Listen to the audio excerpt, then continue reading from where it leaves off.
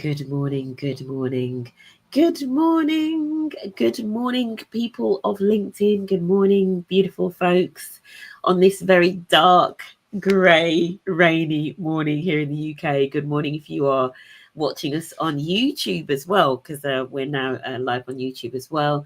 Good morning, Sam. How are you doing? Yeah, I'm good, thank you. Yeah, end of the week, Yeah, it's grey and miserable, but yeah, I we're good. know. It's so like this is moody. I don't think anybody would believe because you're sitting in front of a window as well, right? And I'm sitting Yeah, in front of a window, right? We're yeah. sitting in front of a window, and it's 8:30 in the morning in the UK, and it looks as though it looks like this looks more like a fireside chat, like it's 8:30 in the evening. Brilliant. um, yeah, I have actually sort of pondered about doing an after hours LinkedIn live because there's somebody that I know that does it around actually a topic that's not too dissimilar. So it's actually around like like psychological well-being at work and mental health, etc. But basically, she does two LinkedIn lives. So one of them, I guess, is more, just like more professional and sort of like around the workplace. And then she does an evening one, which goes deeper into like sort of mental health topics, and it's just a little bit a little bit freer with the conversation, which is Yeah. interesting. Yeah. I mean, I literally have an open fire in my house as well, so we could do a real fireside chat. Amazing. That's for next time. That's for next time. We'll put that in the set. Oh, and so it's 8:30 on a Friday morning. Sam, you are live on LinkedIn. Please do not swear. I have to say that since last week's guest who did drop the odd F-bomb. So if you did hear that last week, apologies. It was a funny one. Good morning or an evening with Oprah. It seems. I know this is like the evening show. Good morning, Junior Beeman. How are you doing? Junior's got to be one of the most faithful listeners on here, and he affectionately calls me Oprah, which I'm going to take every day of the week. Junior, good morning, Junior. Meet Sam. Sam, meet Junior. Hi, lovely to meet you. Junior is a global co-chair at NatWest, formerly led the Rainbow Network and now leads the multicultural networks. That's really cool, and also is an award-winning, acclaimed leader, role model, LGBT future leaders person, all of that good stuff. Amazing.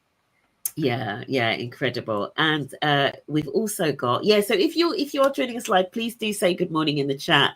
It's great to see who we've got. We've also got Paula Castro. Good morning, Paula. How are you doing? Good way to start a Friday. It is, even though it looks as though it's evening, but I promise you we are live. It's just that we've got a storm. I believe it's called Storm Claudia, is what I Yes. heard. Yeah. Yeah. I wondered whether it was, I haven't seen the spelling. So is it really Claudia as in cloudy, or is it Claudia? I'm guessing it's Claudia. LAU, I think. Yeah. Yeah. And yeah, exactly. Cloudy by name, cloudy by nature. Aiteo, good morning, Aiteo. How are you doing?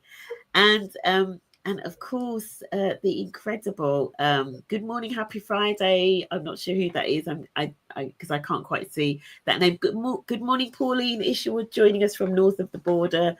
How are you doing? How's the weather up there? Is it as gloomy and rainy as down here, or are you bucking the trend and have you got blue skies? So you never know. And good morning, happy Friday to LinkedIn user one. So I'll name you. I've got Sam Neath with me. Sam, I know we were sort of like talking about how our weeks have been. You've had a busy week this week, right? Yes, very much so. Yeah, all sorts of conferences, events, and workshops all seem to fall in the same week for me. So yeah, I've been all over the place, but it's been good.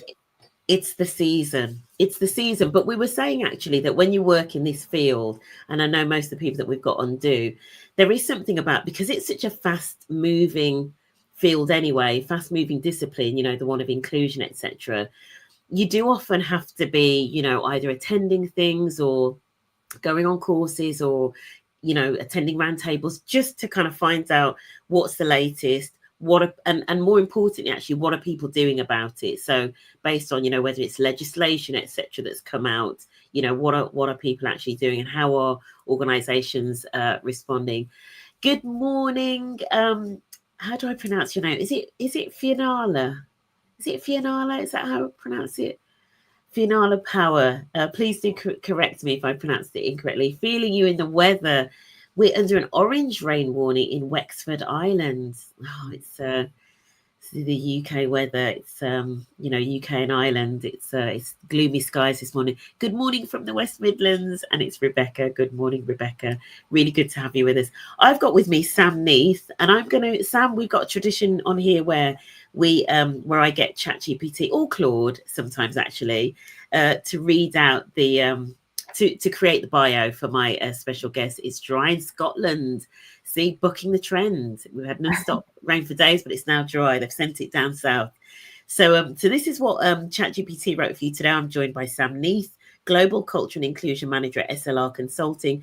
Sam has led diversity, equity, inclusion, and wellbeing initiatives across major organisations, including BAE Systems, helping to shape cultures that prioritise psychological safety and belonging. Her passion for inclusion, which it does for a lot of people, began through her work as chair of BAE Systems LGBTQ plus employee network, where she saw firsthand how ERGs can create lasting cultural change. Beyond her corporate work, Sam also serves as a DE&I trustee for Sunflowers Suicide Support, a charity supporting those affected by suicide, and has previously volunteered with Pride in Gloucester and By Pride UK. She brings a wealth of experience in creating psychologically safe workplaces where people feel valued, heard, and free to be themselves. How did ChatGPT do? Marks out of 10. You can see into my soul. Yeah, it's quite scary actually. I'd say that's a very positive and very complimentary summary. Yeah. Yeah. Amazing. Well done, ChatGPT. You've earned your subscription today. Finula, thank you. Do you know what? That's just one Irish name that I've never known the pronunciation for. Finula. I'm really glad to have learned that. I remember once somebody, when I was working on a program, he said to me, "How do I pronounce this word that looks like Siobhan?" And I was like, "Oh, that's Siobhan." Once you understand these spellings, you always want to like share the information, which kind of links to what we were talking about when we were prepping for this, because we were sometimes talking about, when people make like clumsy errors when we're corresponding when we're communicating and connecting with each other on a human level. So we're going to get into that in terms of how to handle it. But let's start off with your journey to culture and inclusion in this world, because the path from ERG leader to inclusion manager is actually, I'm not going to say it's common, but a lot of people do end up taking that route. So just tell us about that. What was it that spurred you from ERG leader into D&I? Yeah, so I kind of had a bit of a wiggly career route anyway. I was one of these people that never really knew what I wanted to be when I grew up. And so I just sort of tried quite a lot of stuff. And ChatGPT mentioned my career at BAE Systems. I was really fortunate there to be able to try quite a lot of different roles, and I tried some consulting work, some sales work, and then more internal roles around resource management. But anyway, as I was kind of going through my 8 years that I ended up being there, I sort of at one point looked up, do we have an LGBTQ plus employee resource group? Being LGBT myself, I thought I'd really love to get involved. And I found that we did have one. And then sort of quite quickly after joining, I had the opportunity to lead that network, which was incredible and a really great learning opportunity for me. But as with most ERG roles, it was kind of, on the side of my day job and, in my spare time and sort of pushed to the side slightly. However, I was finding, actually, I want to be doing that more than I want to be doing what was a sales job at the time. Finding that actually that was really where my passion was, not only in the LGBT space, but then the kind of exposure to the broader DE&I work. And so I think I just badgered my now old boss at the time, Natalie, who was our D&I lead. And an opportunity came up to do kind of a secondment initially in the central team there. And then that kind of turned into a full-time role. And the rest is history, I guess. I was there for a few years doing that, and then wanted a change of industry. So I moved over to SLR. And again, as ChatGPT said, part of my journey was very much looking at voluntary work. How can I develop my space in the voluntary sector in order to bring that back in the workplace and be a credible DE&I manager. So yeah, originally through the Pride charities, and then more recently with the suicide support charity in Gloucestershire. So yeah.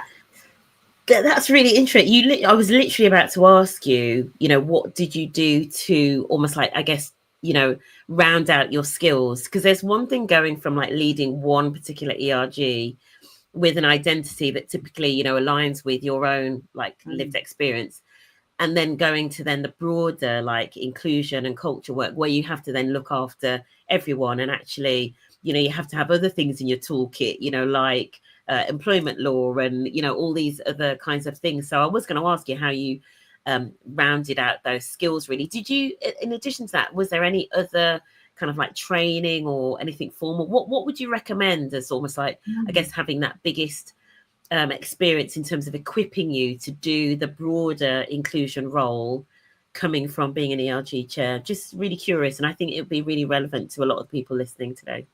Yeah, it's a really good question. And I must say, like, passion is often why a lot of us get into this work, right? And that is fantastic, and it's amazing to come from a place of lived experience. However, it's not everything. You can't just be passionate and then be great in this space.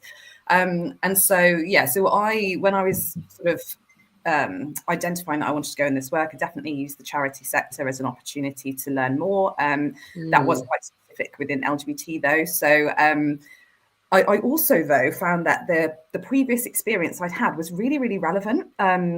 So I'd worked in recruitment and resource management, so understanding an element of HR was helpful. I also happened to do, I trained and was a business change consultant for a while. And as we know, like, a huge amount of what we do in this space is essentially managing change programs.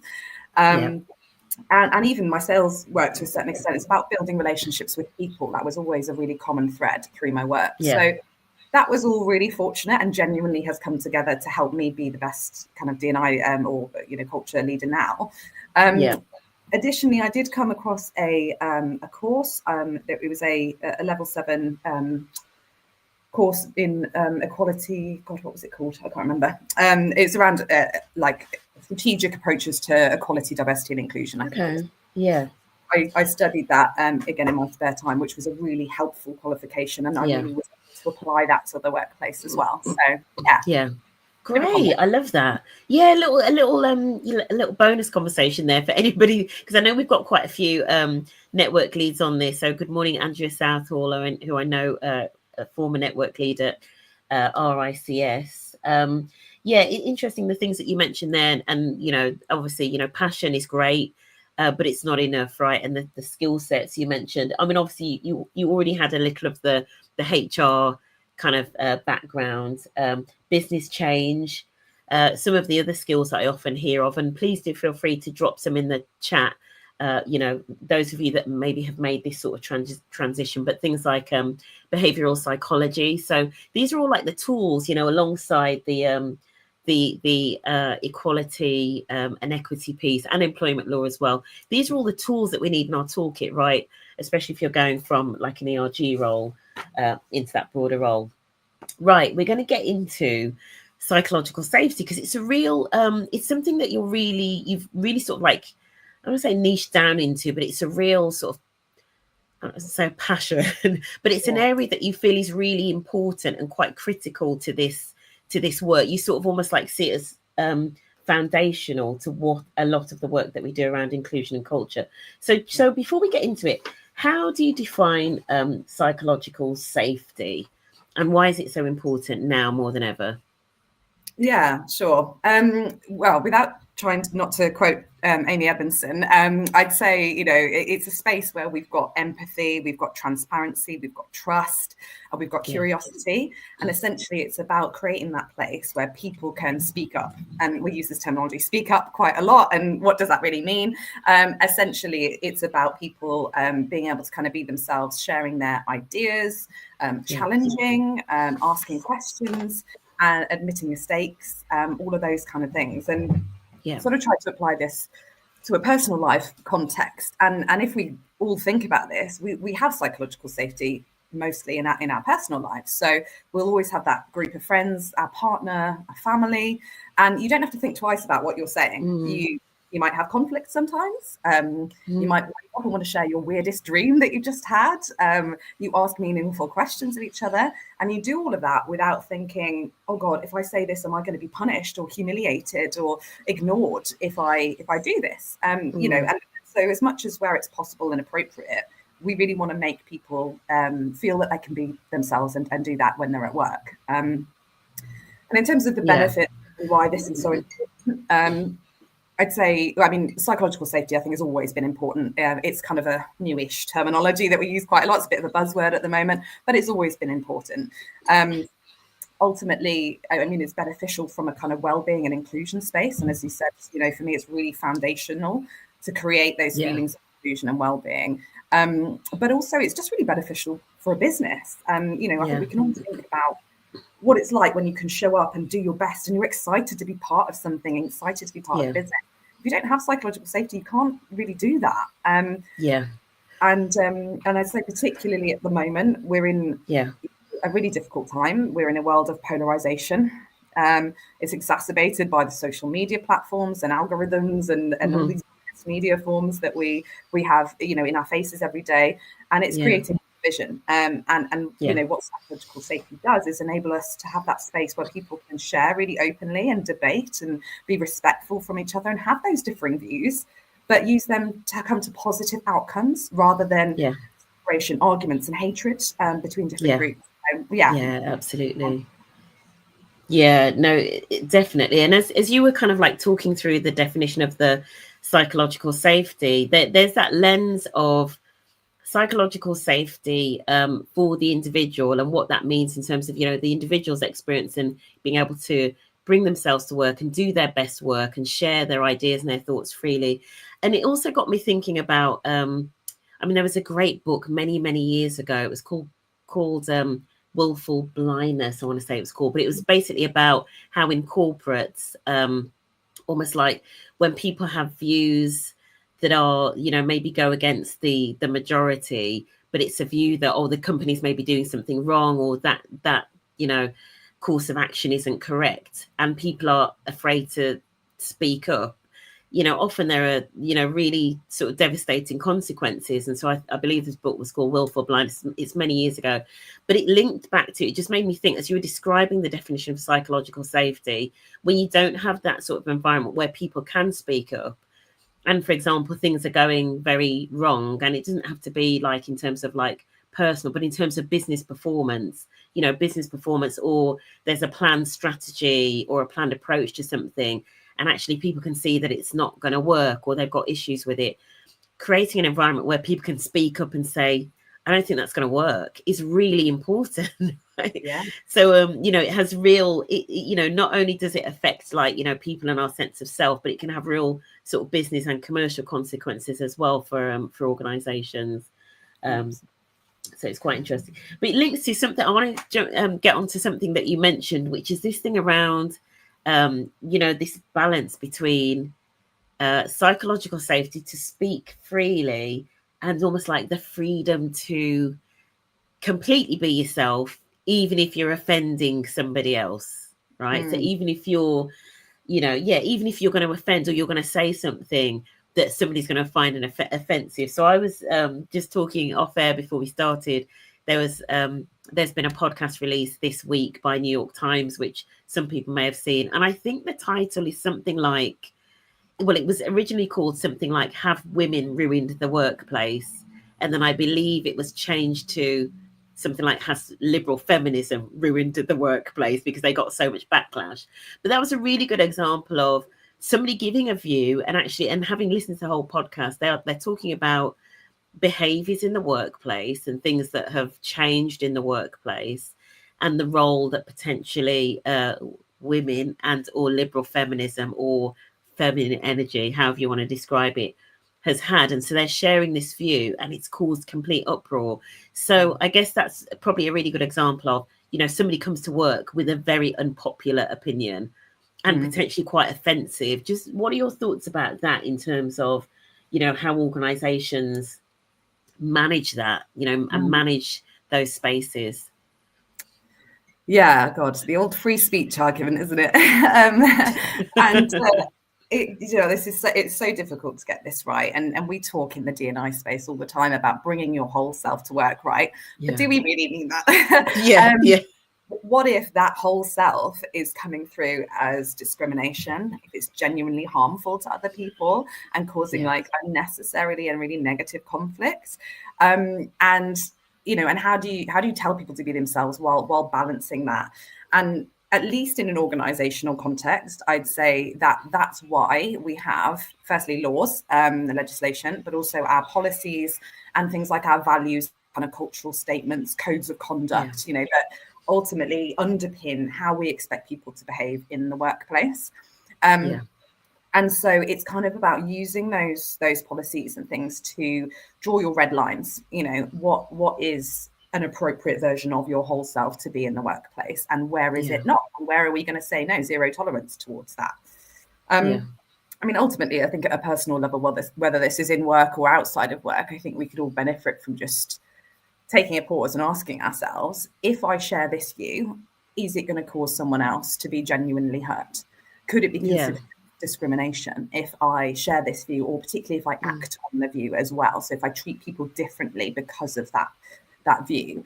And if the answer is yes, it's probably maybe not the right thing to share, or not in the right context, especially in the workplace. And instead, how can we think about, I guess, what's really relevant to the conversation, and generally what's a more curious way of posing a view or asking questions rather than sharing, quite a view. Yeah, I like that. Is there a more curious way of posing the view? And it possibly links to what Sarah's saying here. Good morning, Sarah. We can't control how others will respond, but if we have the confidence and emotional self-control to deliver it the right way, then we can hold our head high. Definitely something about the delivery, Sarah. I'm all with you on that. If you have behavioral expertise, rations that are measured, this will go a long way to creating safety. I think I'm totally with. Do you want to just comment on what Sarah was saying, Sam, there, in terms of about the emotional self-control around the delivery, etc., and just, I guess, a little bit more EQ, if I were to summarize it, in terms of having the emotional intelligence that comes with the delivery of a view that somebody else may not align with. Yeah, it's a really, really good insight, and really important. And just to say, this comes easier to some people than others, particularly, if you've got neurodiversity thrown into the mix as well, or, completely different cultural background to someone else. It's really hard to maybe know what that line is and tread that kind of, within that gray space. I mean, I think there's two sides to it. There's firstly, how are you putting this across? As we said, with that curiosity, asking questions is just immediately less inflammatory than making statements, isn't it? And leading with curiosity, and obviously coming personally from a very empathetic place, and from a positive place is great. Also, though, I know you're sort of talking about, we can't help how others will respond, but we can help how we respond if it's happening to us, I suppose. And just to quote my old manager, I quote this all the time, so thank you, Natalie, for this. Assuming positive intent, I think on the whole is a really good place to come from. So again, it's curiosity on both sides. And if you're hearing something that maybe you don't particularly agree with, try and understand where that person's coming from with that. Were they intentionally being harmful with that comment? Or, was it a genuine sort of positive curiosity that maybe said in a slightly clumsy way? Actually, the example of name pronunciation is a really good example, a really genuine example. Because, we're human beings, we can't always know how to pronounce someone's name correctly. But if we're asking, how do you pronounce that? And being quite sort of open and positive about it, rather than just saying it incorrectly and then not ever fixing it, that's a whole different angle. Yeah. I do love that saying, assume positive intent. Does that have boundaries though? I guess, how does somebody navigate that and almost not leave themselves open to disrespect and discrimination? Do you know what I mean? It's, because it's a term that I use a lot, and I also use the term grace. I talk about giving people grace. I mean, especially when you work in this space, I think, and I do, for us that are professionals, like DI professionals, I think that we almost should have more grace than a lot of others, because we're often working in a sandpit environment, actually, where people are learning, and you want people to be able to make mistakes and ask questions, and even push the boundaries if they need to in those kind of safe environments, right? That's what we've signed up for. I guess for people that don't work in the space that we work in, how can they navigate this in terms of assuming positive intent? So an example, I guess, if say, for, I know that we've got a few LGBTQ plus network leads on here at the moment, and many of those networks are really navigating some very difficult, very challenging times at the moment because of what I would almost call like the politicization of many issues, right, that are at the forefront. So what does that look like in terms of like the assuming positive intent, but also like knowing how to draw boundaries, linking back to, I guess, the psychological safety, what falls on the individual versus the organization? I don't know if you can talk to that maybe a little bit. Yeah. Oh my gosh. Yeah. Really. The example that springs to mind when you mention the LGBT community in particular is the kind of trans situation, the situation we're in, shall I say? And I can be very personally. I can often feel quite a lot of anger towards certain viewpoints. However, and that's really hard to manage, right? Because I feel that people are misinformed, and I think a lot of opinions come from a misinformation place. And I suppose that's what I mean by assuming positive intent is if someone's expressing fear towards a certain community, why is that? What have they been told? What have they consumed? And again, the media plays a massive part in this, that's enabled them to feel that way. And so, for example, if cis women are feeling unsafe with trans women in their spaces, this is one of the hot topics at the moment. Why is that? Why, rather than just sort of shutting that woman down and being like, don't be ridiculous, like, and being personally offended by that kind of viewpoint. Again, going with curiosity, why is it that you feel unsafe? What has caused you to feel that? Is it because there's a headline in the newspaper that has caused you? Is that true? Have you researched this? Have you dug into it? And again, trying to create that kind of curiosity and asking questions. So yeah, I suppose from a perspective, but then equally, coming back to the kind of what are the red lines, right, and how to look after yourself. There are, assuming positive intent is great, curiosity is great, but ultimately, if someone is genuinely being discriminatory or hating towards you or a group of people that you're an ally of or whatever, ultimately you've got to look after your own well-being, and taking a step back out of that is often the best way to resolve it. So it's about doing what feels right for you in the moment. Challenging is not always the right answer. No, I totally hear that. I want to go back to what Sarah said actually here on and I don't know whether this is something that you've maybe you either have done or are thinking about in your organization as well, Sam. But Sarah here says more development in training in how to deliver a message and how the human brain responds in all its weird and wonderful ways will always help. I know when I've been doing training around things like, for example, what inclusion looks like on an everyday basis in things like meetings and interactions, talking about things like, how to deal with conversations where somebody holds a very different view to you is absolutely something I think that we should be talking about in the workplace. And, you mentioned earlier, Sam, guidelines. So guidelines around behaviors, around what things look like. I think especially as you mentioned, Sam, for individuals that maybe have maybe are neurodifferent or, not as sort of like neurotypical, there's all kinds of ways of doing this. I feel even if organizations were to share, for example, short videos or just examples or some role plays of, what good looks like in this, I think, could probably help, because otherwise it's all a little bit, like woolly, and we kind of think that everybody has the same view of what it looks like, but it may not be correct. Sarah was saying here, how easy do you think it is to assume positive intent? Our brains are wired for safety, so working against us until we learn how to master this. Your thoughts on that, Sam? Yeah, it takes practice for sure. Like I said, I mean, Yeah. this is my job, right? I work in this space and I can still have certain conversations that really get my back up. Yeah.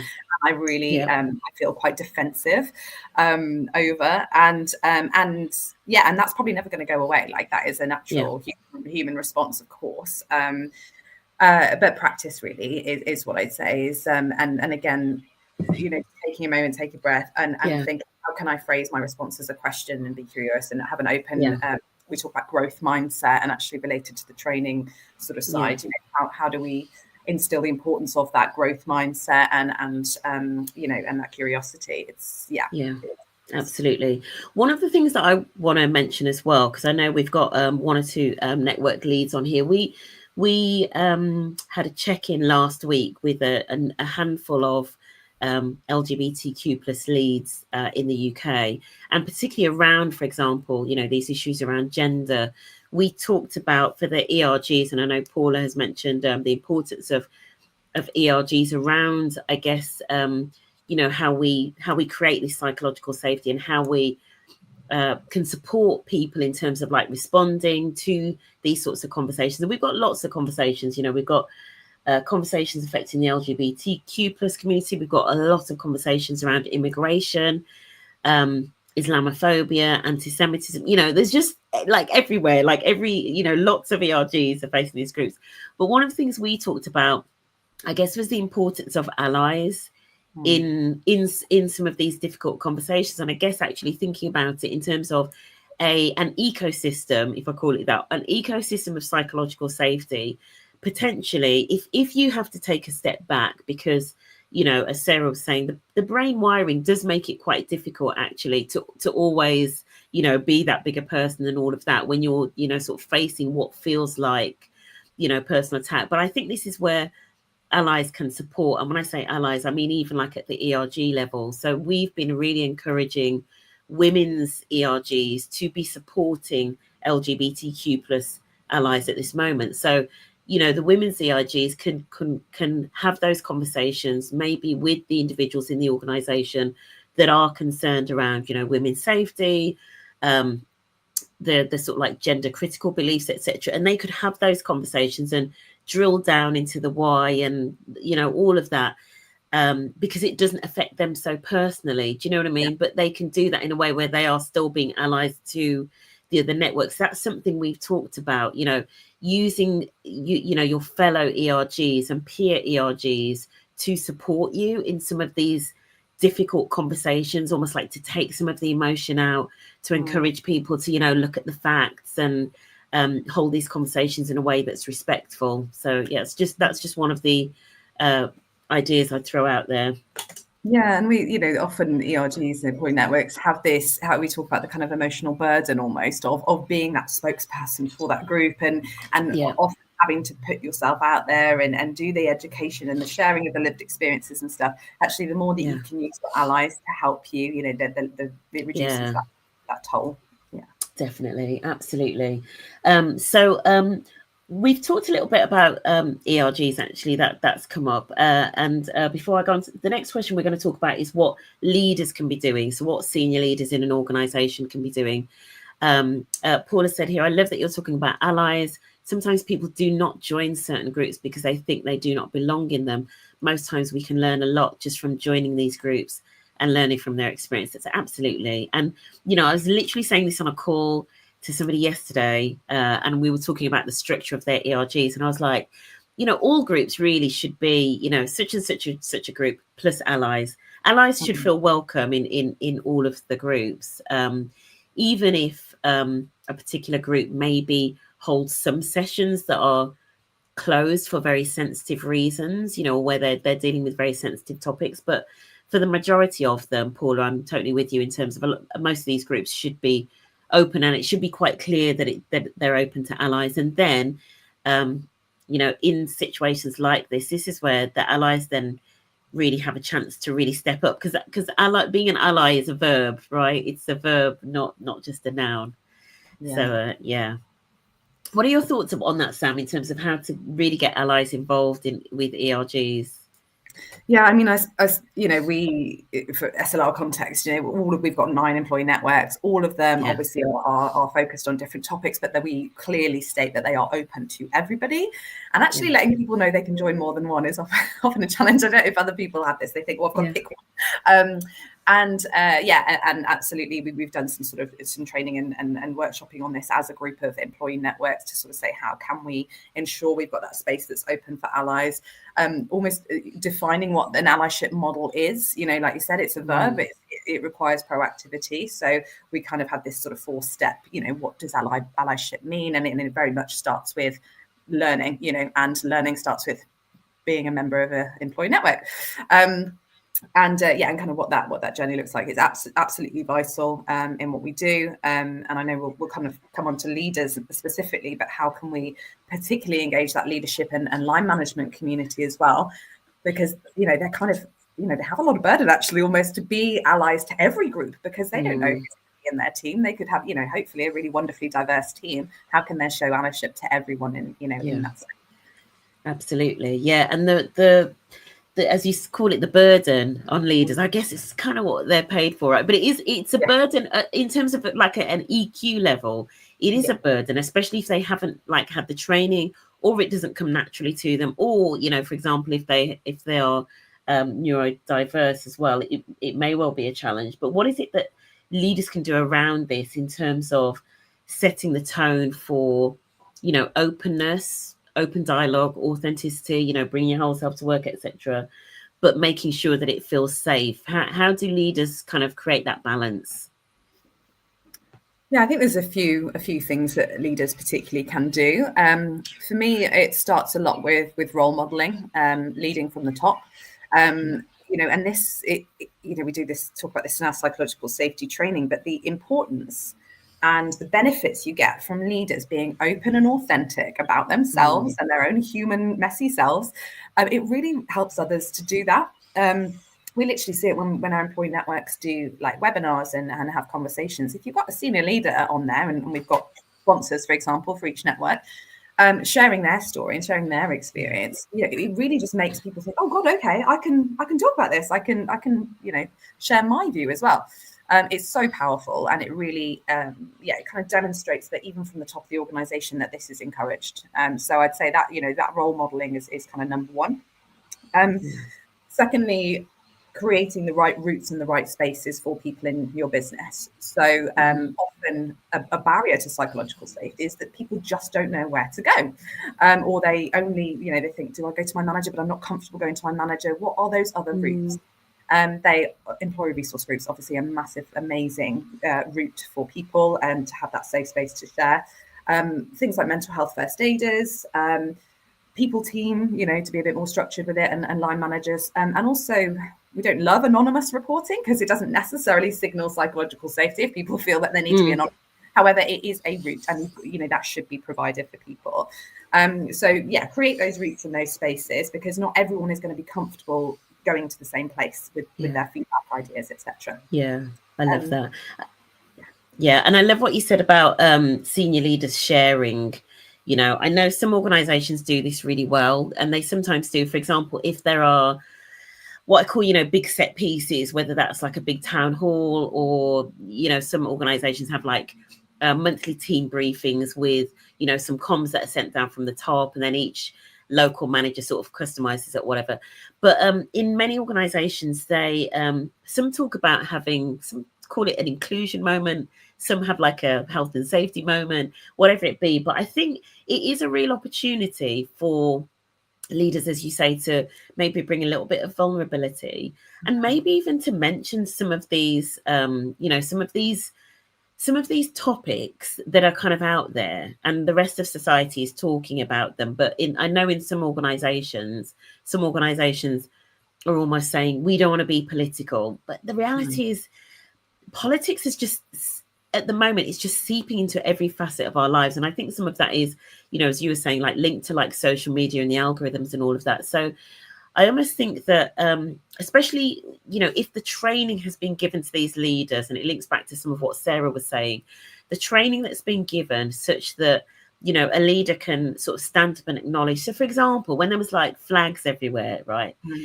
How can you ignore that? Like, how can you ignore it? You can't go to work and just ignore. I mean, and for some individuals, actually, there were potential safety risks for individuals that were commuting through certain areas, right? So, um, this is where I think, whether it be training or whether it be, PR and comms or whoever, but, educating the leaders such that when they are sharing in some of these smaller, maybe more vulnerable moments, they can mention these things, but in a respectful way, because it goes back to what you're saying about the leaders then role modeling, how you talk about some of these topics, but in a way that is respectful, holds space for difference, right, is a term that I really love when it comes to inclusion. How do you talk about these topics in a way that you respect differences? And I think if leaders could role model that, it would make it so much easier in the rest of the organization. Do you know what I mean? I guess it's Nirvana. I'm painting a picture of Nirvana. yeah, and that kind of thing, having those well-being moments, those inclusion moments and stuff within day-to-day business kind of conversations or briefings, enables people to see as well that what we're talking about in this inclusion space is the business. It's not a separate thing. It's not an HR thing that sits over here that the employee networks have got to worry about. It's part of everything that we do as a business and how every single one of us shows up at work. So I love the opportunities to create those spaces. It's not easy. There are priorities. But yes. Yeah, it's not easy. It's not easy because we know that often people ascend through organizations without necessarily having either the emotional intelligence and or the appropriate line manager and or leadership training to kind of especially be able to hold some of those very difficult conversations. So maybe that's one of the takeaways actually, which we're going to get into soon, in terms of do we need to put into actually more manager and leadership training how to navigate very difficult, polarizing conversations, right? Maybe that's something we need to do. Junior, the emotion can fuel you, but the logic will help you lead with impact. Absolutely. Bringing the logic and the facts into it, me put my accountant's hat on. That's where I am every day. Absolutely every day. That's my sweet spot. A really important, Fionnuala, a really important point on creating psychological safety is to understand that it is a collective responsibility. Yeah, it can't really be done by one person, can it? Would you argue, though, that leaders have a little bit more of that responsibility to do that? I'm just throwing that to you, Sam. Yeah, I mean, I'm actually thinking real practically how we're rolling out training on psychological safety within SLR. And we very much started at the top. We were like, right, our leaders need to get this, understand this, do the role modeling, lead by example. And then we kind of going down through the management layers. And what we teach to our leaders and managers is a very different conversation to what I have with our early careers, for example. So literally yesterday, I was delivering psychological safety awareness training with our, really early careers, our graduates within our near region. And the conversation is different. It's more how can you, obviously everyone can create psychological safety within their teams and demonstrate that within their teams, but also encouraging them to speak up and to have a voice and to know where the roots are. And that's kind of more the angle for that group of people. Whereas for leaders, it's like, these are the behaviors that you are expected to show. Yeah, interesting. So it kind of does link to Fionnuala's point here in terms of you want to be tackling it at all levels, like, this point around it being a collective responsibility. So it might look slightly different in terms of the expectations of the leaders, and because obviously they're the leaders of the organization, but the reality is, right, that we all lead in different ways. And so those conversations with everybody throughout the organization, that's really great. Let's just, as we wrap up then, one action from your view, one action that either individuals or organizations can take pretty much straight away to strengthen psychological safety, but also openness in organizations as well. Yeah, and outside of a whole psychological safety sort of training rollout program, let's be sort of micro with this, organizationally and at a really individual level, that kind of coming back to being brave, leading by example, showing that transparency and authenticity. We can all do that. Like you said, we can all show up as leaders in this space. Coming back to kind of that assuming positive intent, where appropriate and where safe to do so, and helping but that curiosity, asking the questions rather than, sort of shutting things down and then being divisive. Yeah. Ultimately, those kind of behaviors, that openness, authenticity, and that curiosity will help create the space that is safe and is open for like learning and showing others. Lead by example. Yeah. And the being brave, I love that. Being brave, being vulnerable. One of the things that I shared with you that I don't often share with people is I'm really bad with pronouns.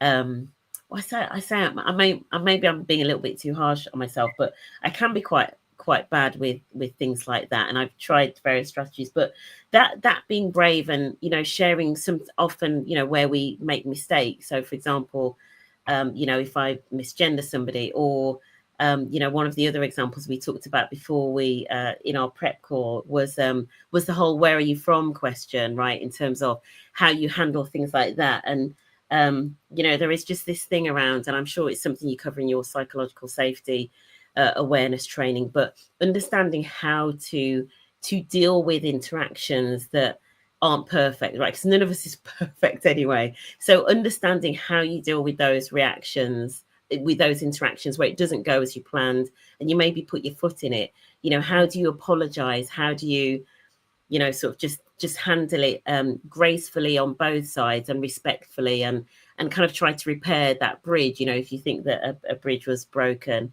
is probably the one thing that I would also leave people with as well. Is there anything you wanted to add to that, Sam?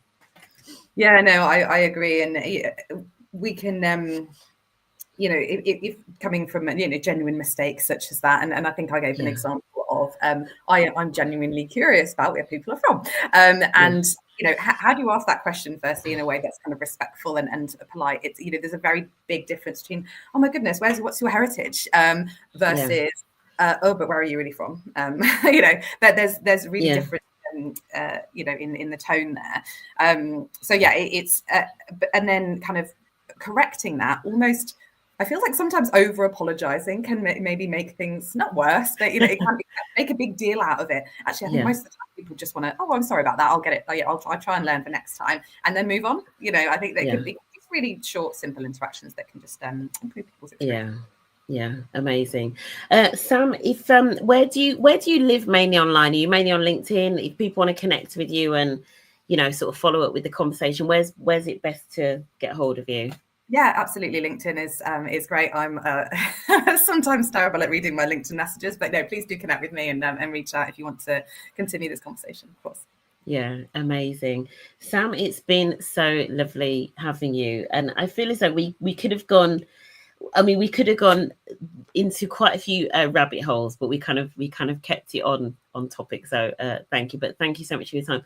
For everybody that has joined us this week for this really important conversation, I hope it's encouraged you to maybe do something different. And I know we've sort of like left you with a couple of suggestions, and obviously within Sam's organization, I know you're rolling out this whole approach in terms of like psychological safety at every level of the organization. Definitely something to consider, whether or not it's badged as psychological safety or it's something that's just embedded into inductions, line manager training, etc. All of the whole piece. I think it is incredibly important, especially at this time, because it's the world is crazy, right? It's the reality of it. So thank you all for joining us. If you have joined us live, and if you're watching on the replay, thank you so much for taking 48 minutes out of your day to watch this. Sam, thank you again. Thank you so much. Perfect. All right. And everybody have a great weekend. Stay safe with this crazy rainy weather. Take care. Absolutely. Cheers, everyone.